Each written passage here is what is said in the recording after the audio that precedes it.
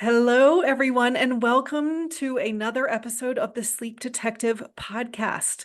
Today, I am so excited to have Emily Newman here from Primal Trust, which is a nervous system brain retraining program. I will have her explain more what that is, but I am just so excited to find out more about this from her. And the program Primal Trust is something I've already been recommending to some of our clients who I think need this work. So I'm really think this is going to be of such value, not only to all of you listeners, but to my clients who are already in the program. So I'm really excited to share it with everyone. So thanks for being here, Emily. Oh my gosh, thank you so much, Martha. Super excited to have this conversation. I think, like you said, it can be a piece of the puzzle that's really important for people in your community. So thank you so much for having me. Yeah, definitely. And I always talk about like everyone has their own unique puzzle with their own unique puzzle Yes. pieces. And so Yes. yeah. So this can be one of them, and it's not something that can be overlooked because, yeah, if we don't address it, then you're probably not going to get better. So, Yeah.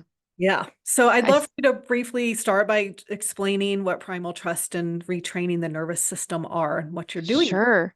Yeah, absolutely. So Primal Trust is an academy and community created by Dr. Kathleen King. So she is a doctor of physical therapy.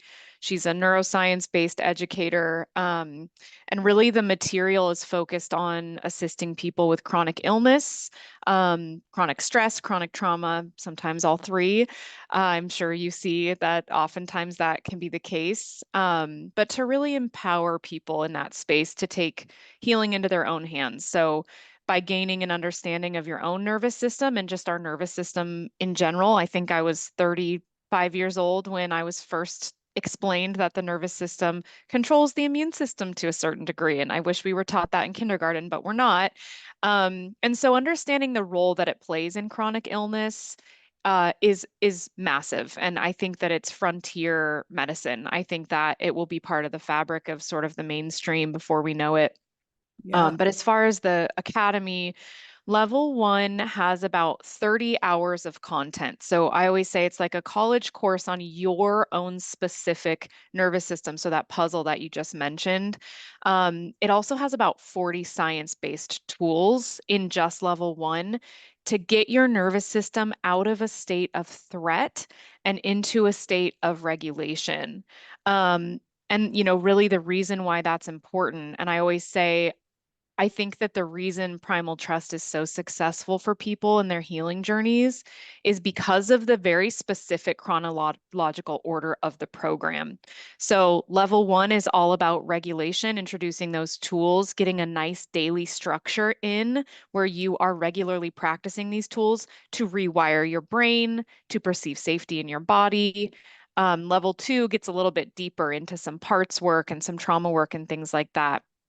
And as I said, I think the order is really important. When you jump right into trauma work, but you don't really have tools to regulate, any responses that might come from that trauma work, it can be re-traumatizing. Right. And so I think starting in a place where we're actually going to do, some science-based work on our nervous system on the front end is why the program is so successful. One thing that I definitely want to speak about right off the bat is why I bring up um, regulating the nervous system to get out of a state of threat. So many people in this community, people who are chronically ill, people who are chronically stressed, this is so much an issue in our country, specifically with just this stress, this hypervigilance, right? So when we have an illness or some kind of toxic load can certainly be the cause of this, but as we said, it's a puzzle for many people. Our cells, we're learning, go into a state of cell danger response, and that's coined by Robert Navio. But what it means is, and thank God for it, it's kept our species alive for generations. But the analogy that I always give to my clients is, a gazelle in nature is being chased by a tiger, right? All of its autonomic functions shut off because it has to focus on survival. digestion, hormone system, certainly sleep, will shut off because the body has to focus on survival.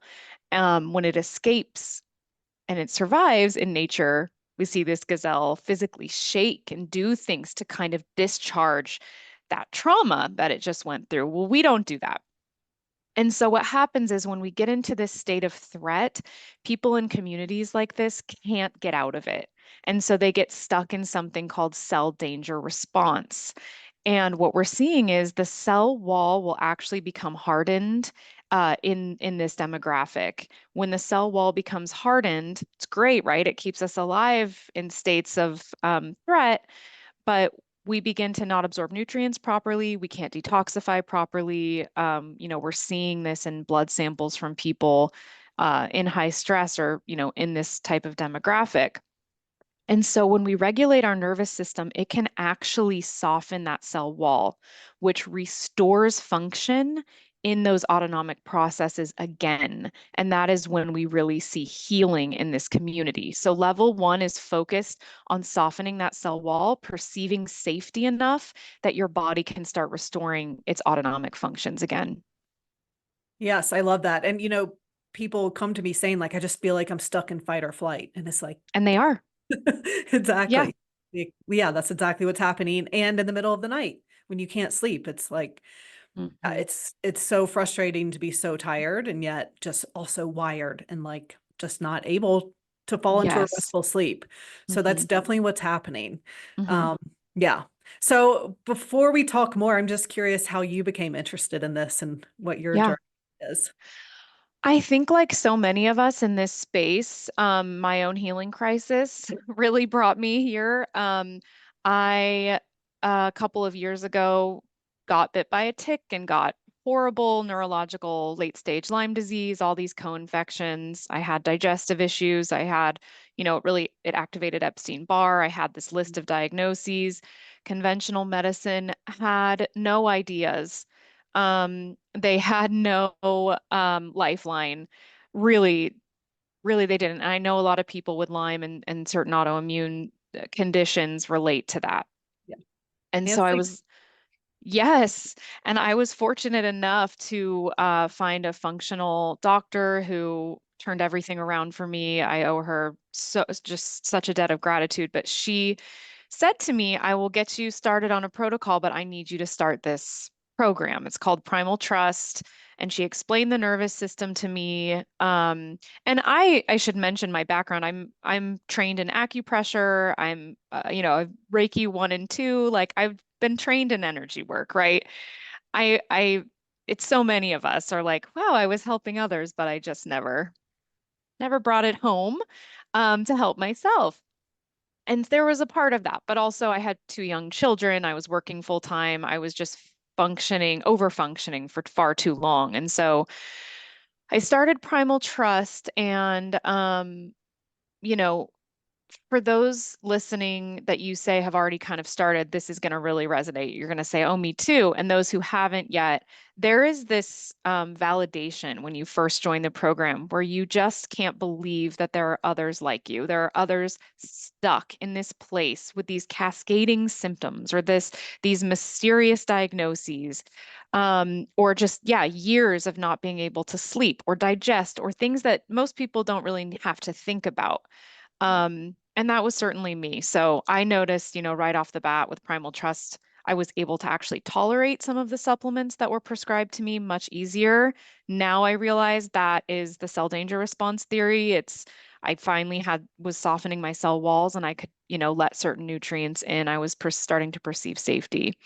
And then from there, I was asked to come on and be a one-on-one mentor in the program, which is an incredible feature.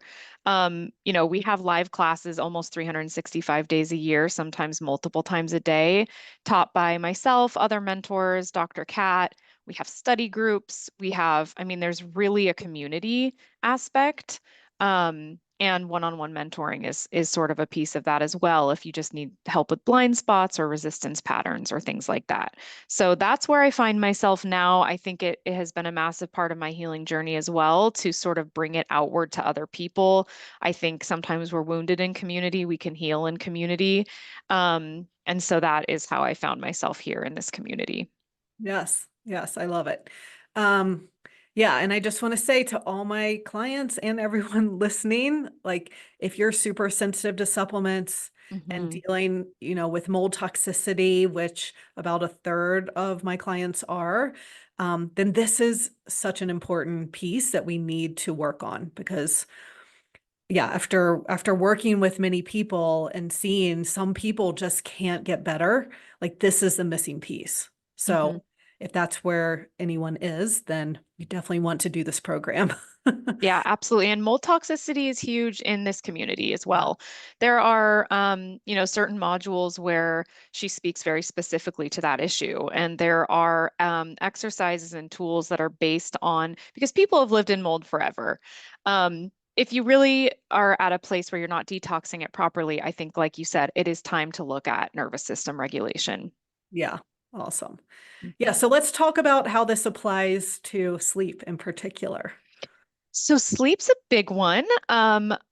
The two things that I see in my clients, especially with sleep, and I'm sure you do too. So I see paired associations a lot. You have wired these neural networks together to associate nighttime or even something very specific like your bed, with the inability to sleep.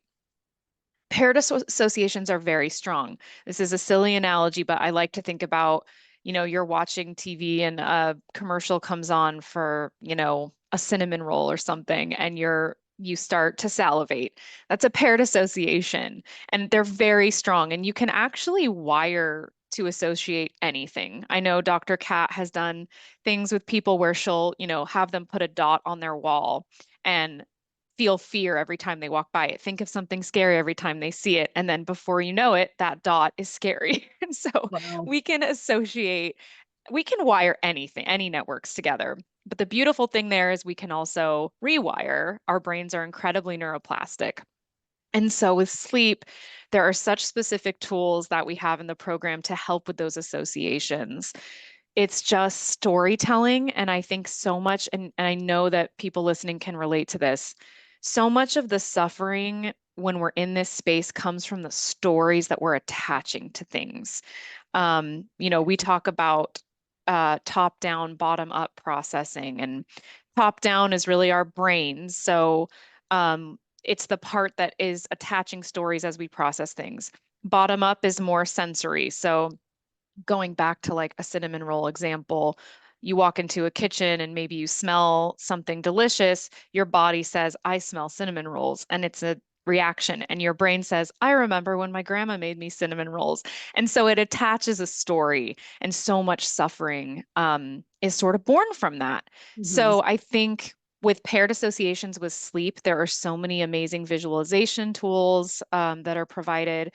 We have such an incredible pattern interrupt. I know for those of you who have done pattern interrupt before, I know that maybe people think it can be a little bit um, too general, but Mm. we really customize pattern interrupt so that it resonates with you. It has to be the backbone of really regulating your nervous system anyways because of those thought patterns.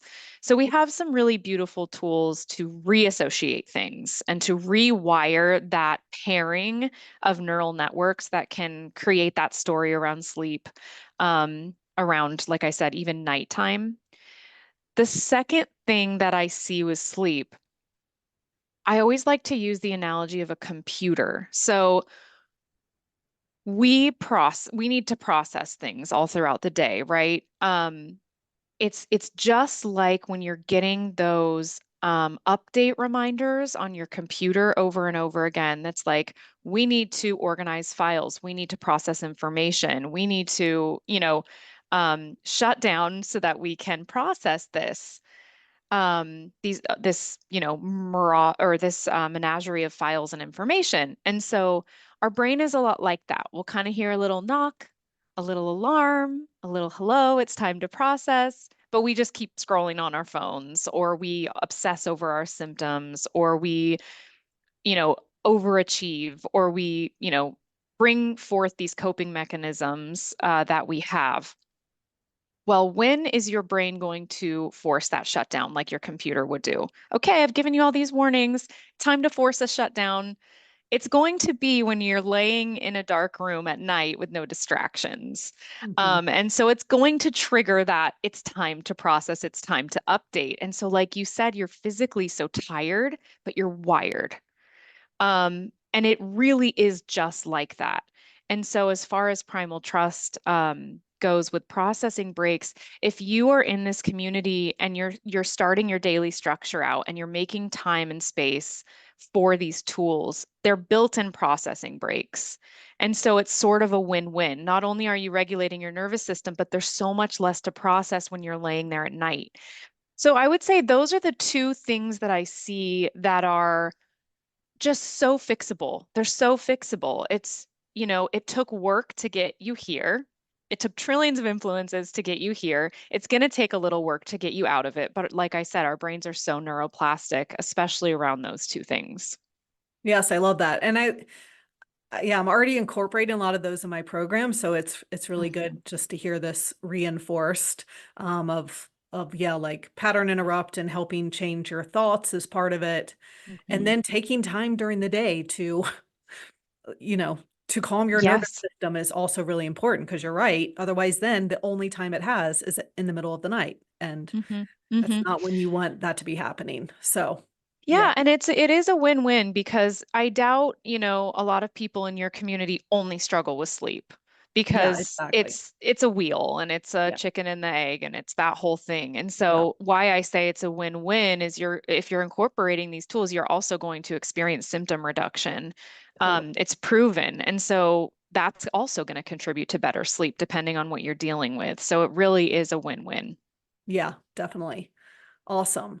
So I know when we were communicating, we kind of talked about the importance of not talking about your sleep. I know, and this is something I tell my clients too. Like when I wasn't sleeping well, I talked about it all the time. Like first thing in the morning, I would get out of bed. My husband would say, "How'd you sleep?" I'm like, "Horrible." And then I get to work and I complain to my coworkers about how tired I was and how bad I slept. And then I'd see Yeah. my friends and complain to them. So one of the first things I learned when I first started diving into adult sleep is okay, let's stop talking about it.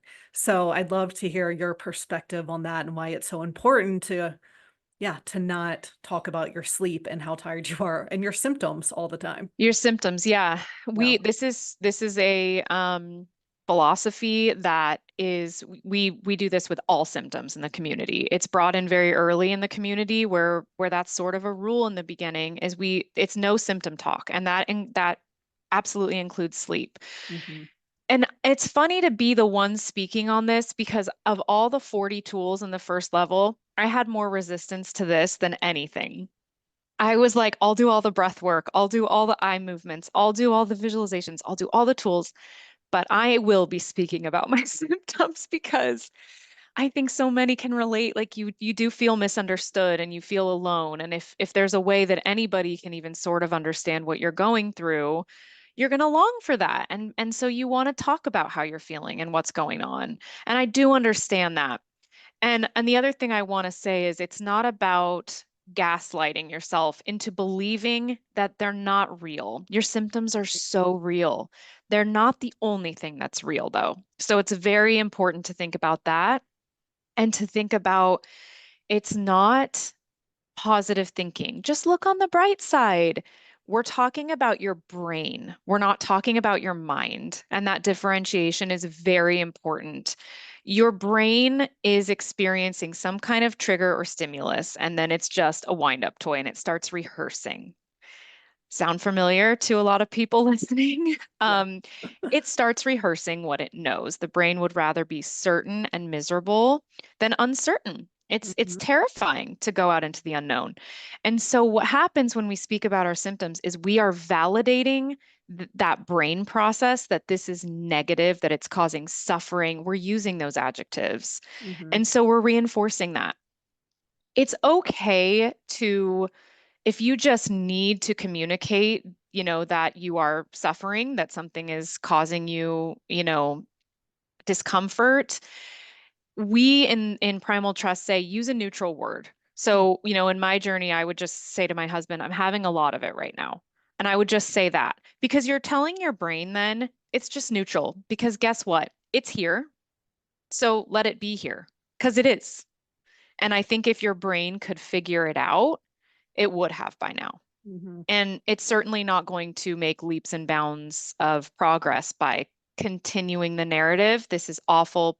I'm a victim of this. I am suffering.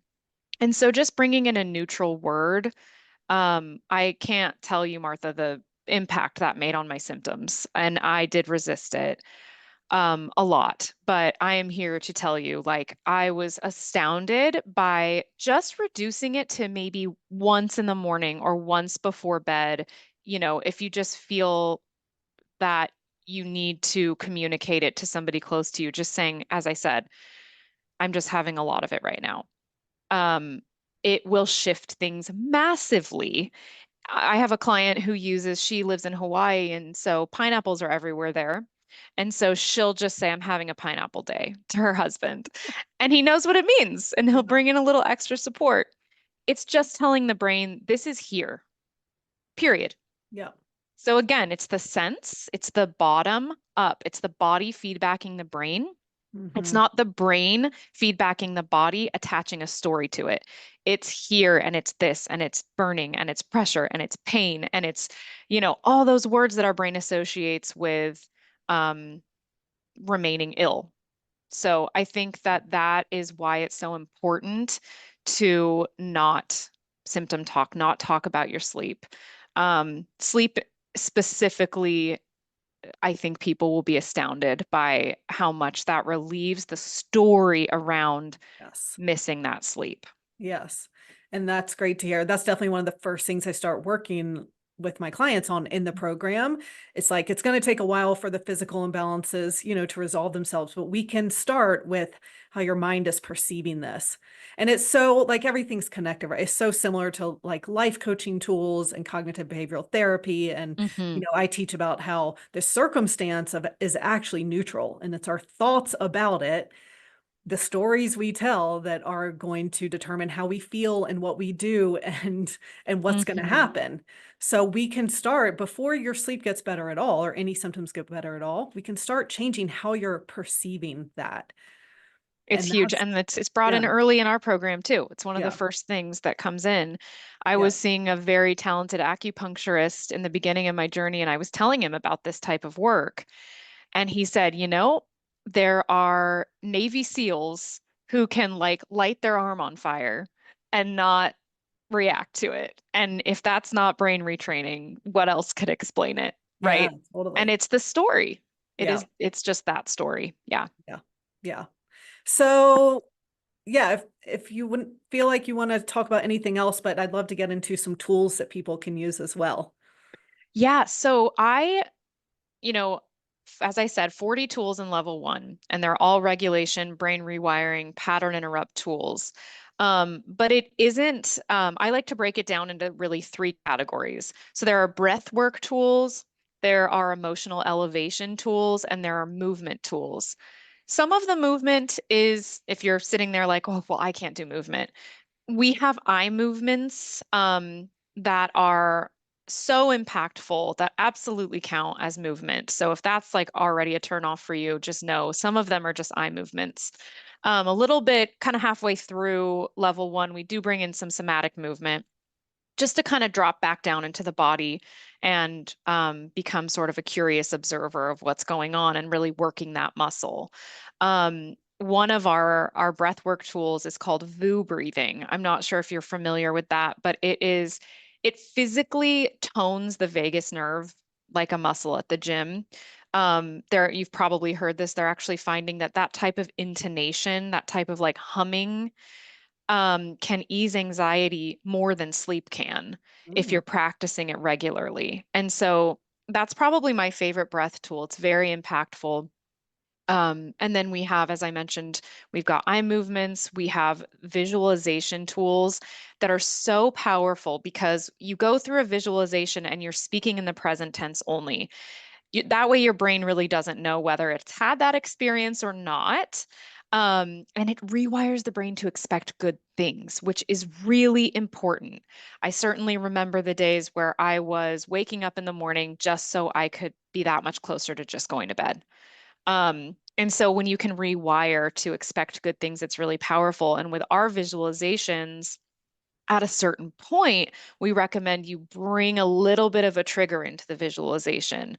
So for people struggling with sleep, I've had them go through this visualization. It's going so well. And maybe they just walk by a bed. It's not their bed, but they just bring a bed in somewhere in there. Or they notice that the sun's starting to set, but then they keep going with their visualization. So we bring in some triggers as well so that you can kind of learn about intrusive thoughts and all of that. We have attunements, which are really amazing. They are sort of like guided meditations, but really focused on reorganizing memory structures to deal with resistance. Um, One tool I would like to kind of go into detail, it's called dual awareness. So the reason that I want to sort of walk people through this one is because it's really powerful in the moment. So let's say you get a trigger or a stimulus. For some people, it's a body symptom. For some people, it's nighttime now, or I've just gotten in bed and there's fear, right? Mhm. When we're in fear, as animals, our eyes are darting around for predators. We are, kind of dipping into that cell danger response space, and that's not going to help us sleep. That's not going to help our autonomic functions restore. And so, one tool that is so powerful, as I said, it's called dual awareness. So you start by just looking ahead of you and your brain at this point is saying, we're in danger, right? So you start turning your head very slowly, and the pace of this is very important. But you turn your head very slowly all the way to the right. And during that process, your brain is still saying, we're in danger, but your body's kind of feedbacking, how can we be in danger if we're moving this slowly? And so your body is sort of feedbacking upward. And then you're going to focus on something you've probably seen 100 times to your right, and you're going to narrate it. You can do this out loud. I'm a big fan of that, but I also understand that's not always possible. You're going to describe what you're seeing as if you're a baby and you're orienting to your environment for the first time. So I see the leaves on that tree are really starting to change color. There's a shadow behind it this time of day. There's a little bit of water evaporating off the greens. There are hundreds of shades of greens on that tree. And you just describe it. And your brain is going to fight you on this. And your brain is going to say, what are you doing? We are in danger. And your body is going to say, you sure about that? Because if we were in danger, we couldn't sit here and notice all this. And Mhm. then you're going to go back to the center and you're going to do the same thing on the left, very slowly to the left. By now, your brain is saying, well, I guess we can't really be in danger because we're not searching for predators. We're taking our time, and you do the same thing on the left. And you can do that a few times, but it is that bottom up feedback. It is that, okay, my brain is trying to, well, certain triggered parts of me are trying to make the decisions here. But I'm going to bring us back to earth and I'm going to start showing my brain that we are safe in this environment, or we could not be doing this. Look what we're doing. We are doing it separate from our rehearsal, our brain rehearsal. And Right. so I love that tool because it's great in the moment for people who are ill and maybe they have a symptom come up and they start Googling, or they have this, Mhm. they have this tendency to kind of ruminate. Uh-huh. Really, really big thing for people in this community to ruminate. And so Uh-huh. it's a great tool you can use in the moment when you are triggered. Um, and it's important to do it when you're not, so that your brain just kind of knows this is a safe thing to do. Awesome. Yeah. And I think for me, like, maybe point out like your brain isn't saying consciously like I'm in danger, right? Right, Like to right. me, it's like I feel anxious. or something in my body and I don't know why. And so I kind of pause and Mhm. I'm like, why am I feeling anxious? Like something triggered it. So trying to figure that out. But yeah, Yeah. And yeah, sometimes it's you just like don't you're know what that is. You yeah, know, totally. sometimes it's Totally. obvious, like, oh Yeah. no, I'm having this symptom. And sometimes it's a person, or sometimes it's a, but sometimes you truly don't know. Yeah, totally. Yeah. Yeah. So your brain might not be saying like you might not be thinking the thought of I'm in danger, but it's like you can tell Hmm. your body feels like it's in danger. That's exactly right. Yep. Yeah. That's the perfect way Yeah. to put So it. yeah, that's a great tool. I love it. Awesome. Well, is there anything else you want to add to this conversation? I think I would just like to, speak to the people who are listening that think, well, my circumstance is different. Mhm. Nobody's as sick as me, or nobody's been in this as long as me. Um, there is so much healing when you keep your heart open. And what I like to think about is when we keep our heart open, I like to actually picture that cell wall I mentioned also remaining open. When Cool. we close our hearts off, um, and what I mean is being vulnerable enough to maybe let a little bit of help in and actually just try it. There's nothing to lose by bringing in this nervous system component in your healing journey. But I do like to picture when we close our hearts off, there's suffering. Some philosophers say it's the only cause of suffering when we start to close our hearts. I like to really remember, if I can keep my heart open, I must feel some degree of safety. And just joining, a community like this or listening to a podcast like this is an incredible first step in understanding, oh, there are others like me who have healed, and I will heal as well. You can't overlook the nervous system. And like I said, I think it's going to be part of the fabric of mainstream conventional treatments at some point. I hope so. I hope so. I mean, more and more when I talk to people, they're referred by their MD to Oh, this cool. program. Yeah, And so great. I have to believe it's taking that turn. Yeah. And then just one more thing for people kind of going into their days today, just try to do something that makes you feel maybe 15% safer. So for me, I like to have my water near me. Maybe you notice that your feet are a little bit cold. Just stop and put on some socks for yourself. Maybe open your blinds and let a little bit of light in. We have a lot of agency over those types of things, and the impact that that will make is bigger than you think. So as you go through your day to day, just see how can I be 15% safer, because it's going to do so much for your overall health if you can perceive safety and kind of escape that threat state. Awesome. I love it. Thank you so much for all of your expertise on this and sharing this. And yeah, I think everyone who's listening is really going to benefit. So thanks for Yeah. being here. Thank you so much, Martha, and thank you for the work you do, truly. Yes, you too.